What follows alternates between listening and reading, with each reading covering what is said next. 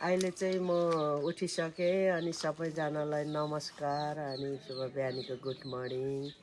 अनि म चाहिँ अहिले मुखसुख धोएर दैनिक गाउँले जीवनहरू लिएर आउँदैछु। हस्, आँगन बढाउनुपर्छ बिहानै उठेर। अनि यस्तै छ, घरहरू पनि लिप्दिन होला। मजाले कुनाकानी बढाउनुपर्छ सनक्क पारेर।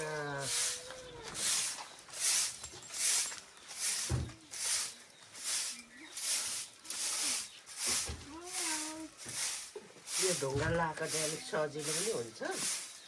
अनि माटै मात्रै आउँदैन नि त, यो ढुङ्गा छापेपछि चाहिँ सजिलो भएर सबै कसिराहरू जान्छ।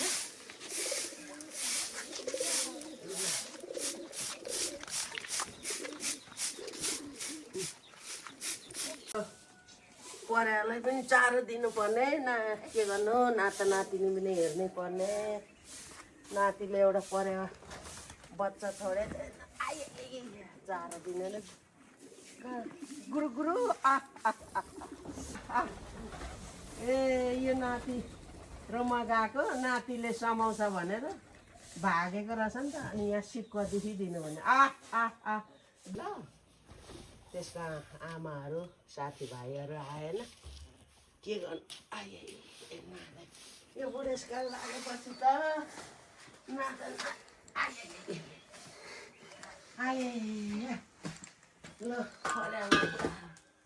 दियो। अब के गर्नु, तातो पानी खानु पर्यो।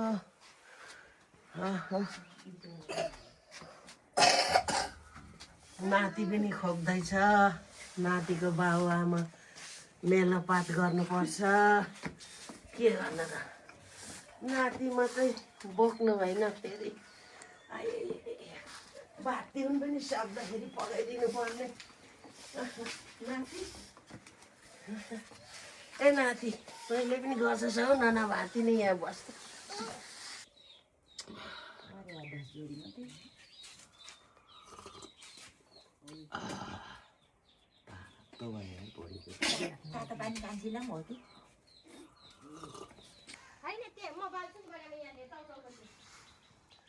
त्यो ल्याउ त भर किन जानु भएको पिठो कहीँ लाउनु पर्यो एकछिन।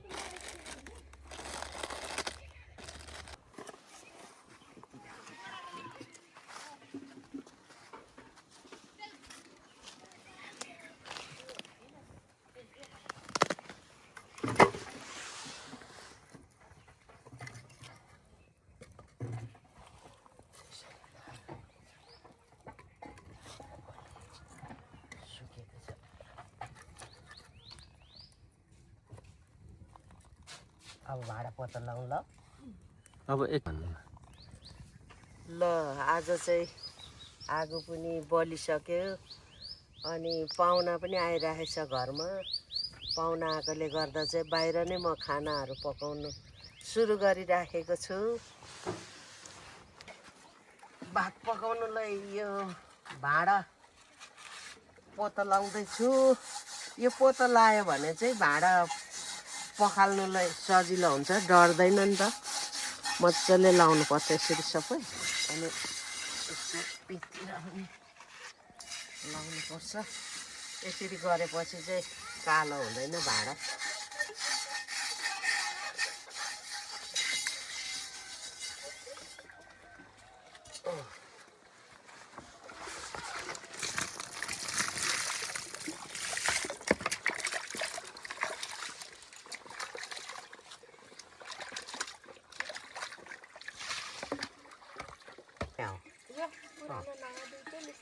मिसाएको अब चाहिँ यो पानी ठ्याक्क बसाएपछि चाहिँ चामल चौलाएर ठ्याक्क यहाँ लाएपछि चाहिँ अनि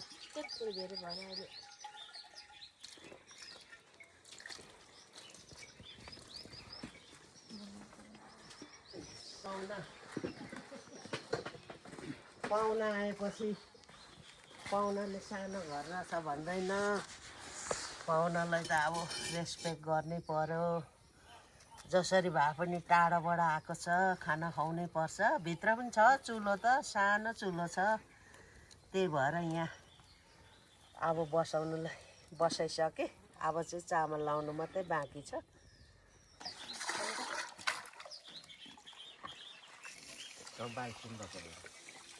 परिबाट बटु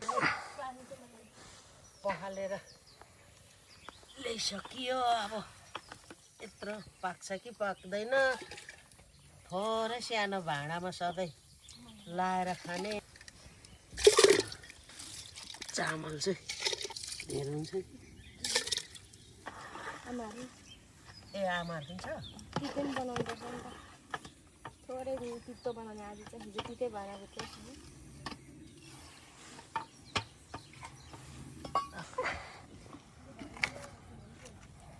भरे तातो ल यसो गरेपछि चाहिँ मैलाहरू पस्दैन नि त। ल मजाले बोले आगो पनि।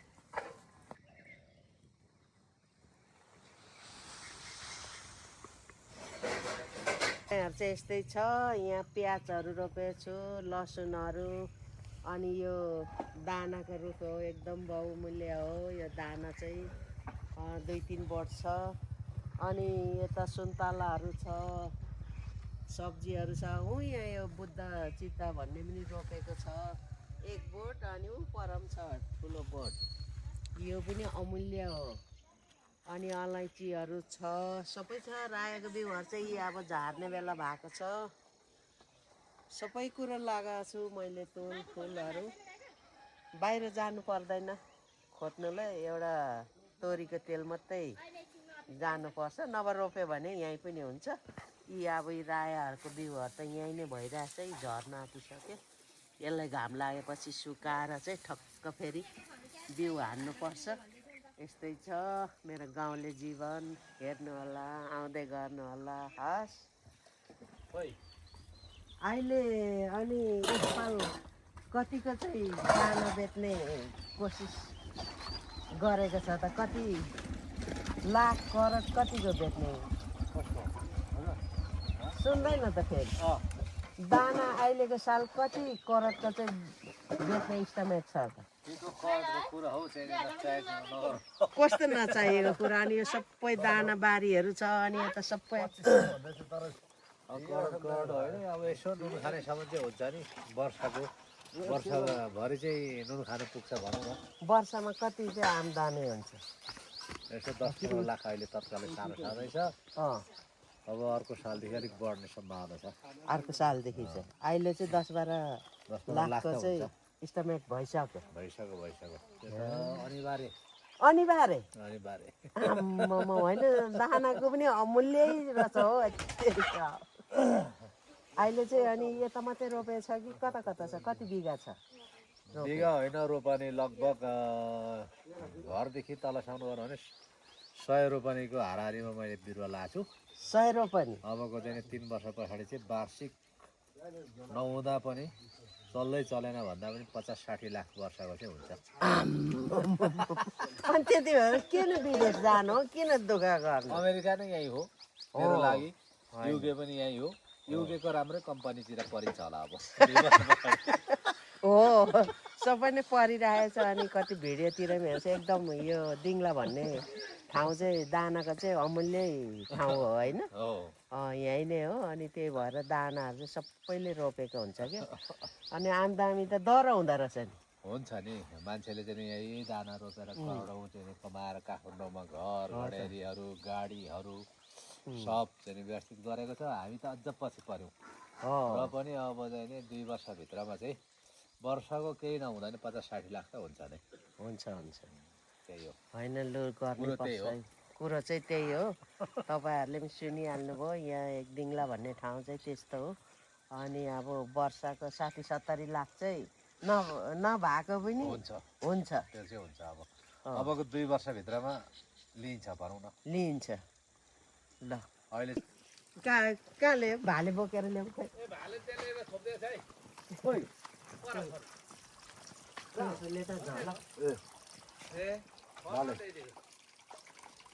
मैले अब भाले पनि लिएर आएको छु यहाँ झोलामा पाहुनाहरूलाई।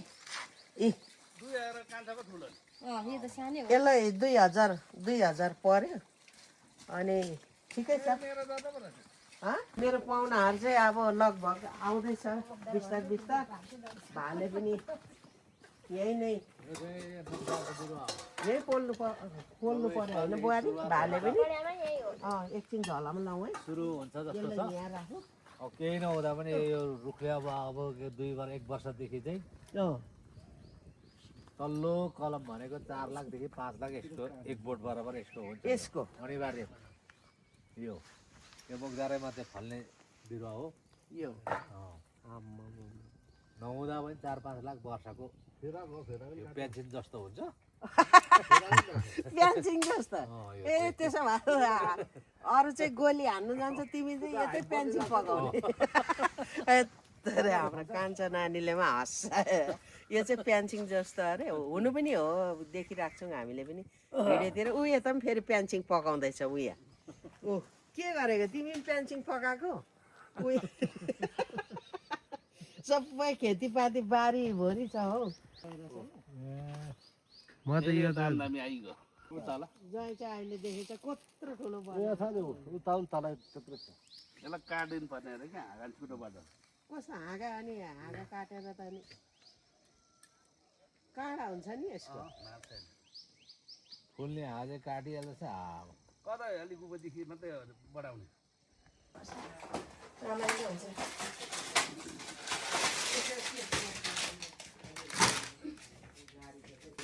तिमीलाई पहिलेको भिडियो गर्न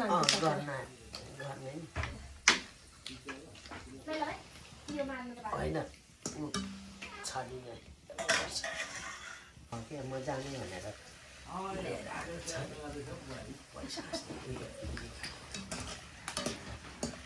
यो पाके त रोजे लु त्यो आदीहरू ठाकठी पार्नु छोरीहरू होइन टन्न छोरीहरू खै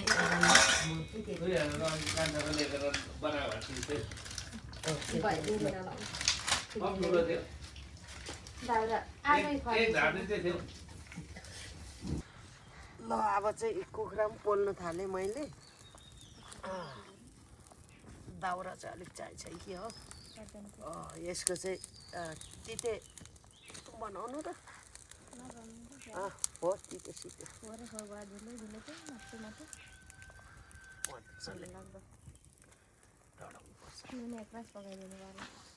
के अरे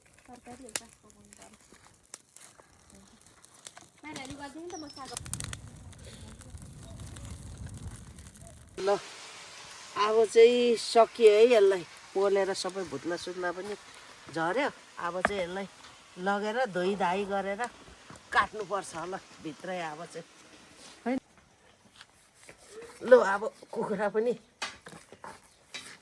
काट्यो छिप्पिएको छ कि हौ एकछिन है यसलाई चाहिँ यसरी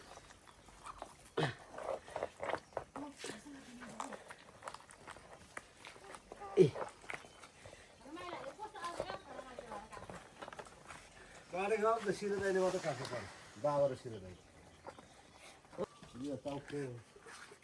नानी चाहिँ लैजा न अब भरे नुहाउनै पर्ने भयो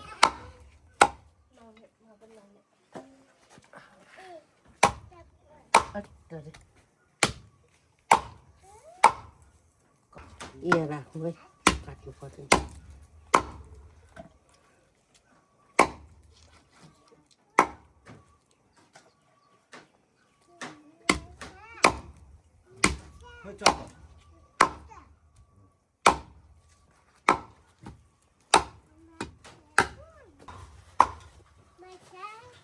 लु यति भए पुग्छ लु मासु पनि आइसक्यो अब ल मसला हुने अलिक चाहिन्छ अलिकति लु ल भयो मसला पनि परेको छ प्याज छ प्याज लिइहाल त ल छिट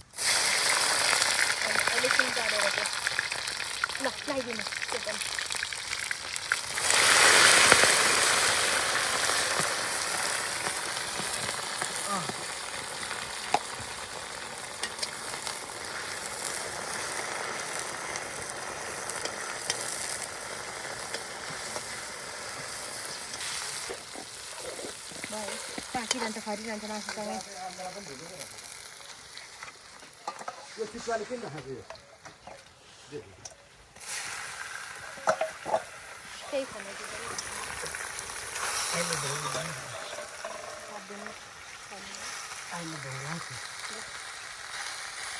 जातो अन्त पनि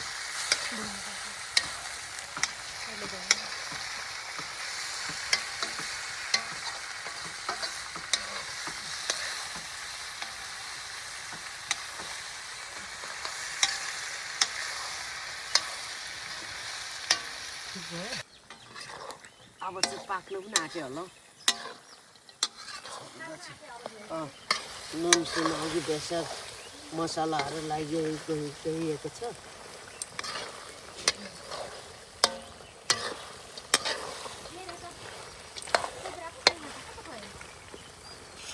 छोपिदिउँ ल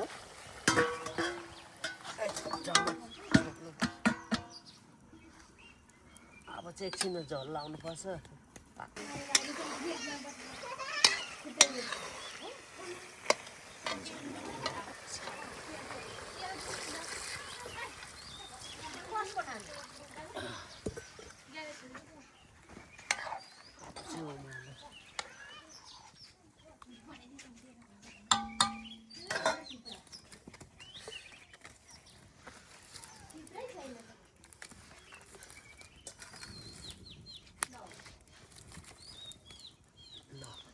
अब चाहिँ ठिक हुन्छ ल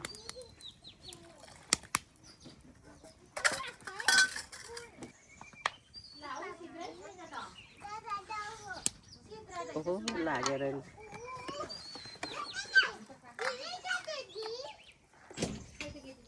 लागेको छैन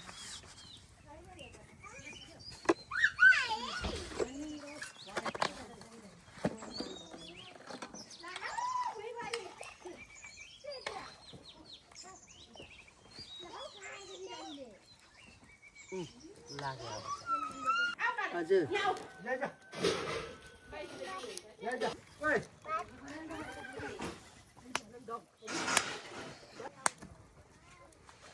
अब चाहिँ पाक्यो पनि होला ओहो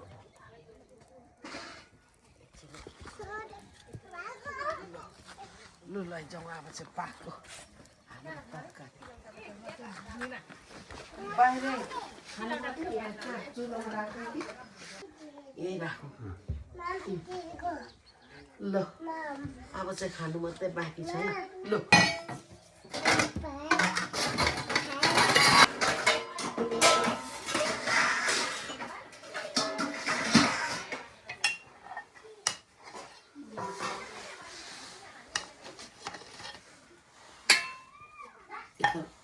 नयाँ मिसाएको भन्दा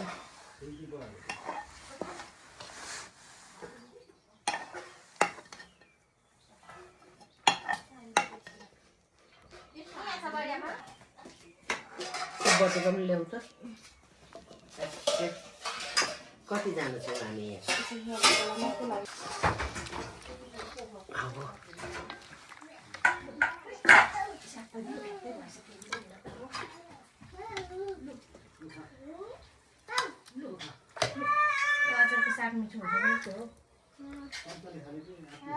पटुका चाहियो हाम्रो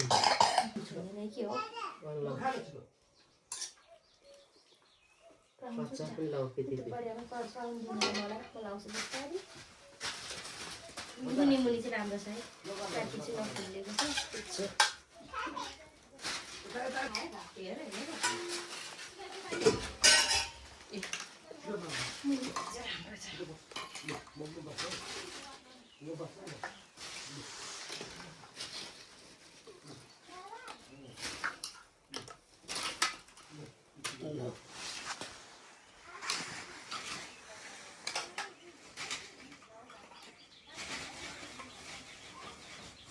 अब बटुका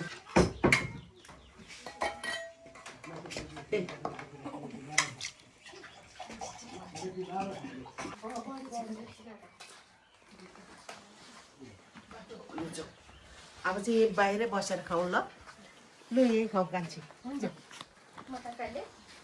लु तरकारी ल्याउनु त यहीँ बसेर खाउँ लु कान्छी हुन्छ भात चाहिँ धेर भएछ ए पर्छ सुन आइगर्दै खोइ जाई बस्नु ज्वाइँलाई पनि ज्वाइँलाई पनि यतै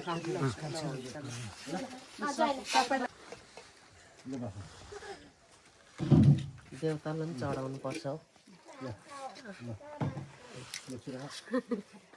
देउतालाई नै त कस्तो भयो त खाएँ त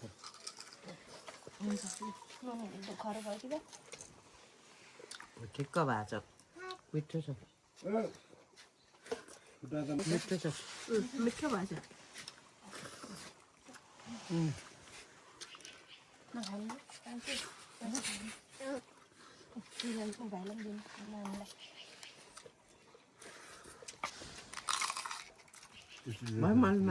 अब खाना पनि खाइसकियो अब थाल मस्काउनु पर्यो यो चाहिँ झर्के थाल है यो चाहिँ खरानीले मस्कायो भने चाहिँ एकदम राम्रो हुन्छ क्लिक्कै टल्किन्छ नि त साई मस्काउनु पर्छ खानु पनि फेरि मजाको हुन्छ अरू थाल जस्तो पातला हुँदैन बाक्लो ढ्याप्प हुन्छ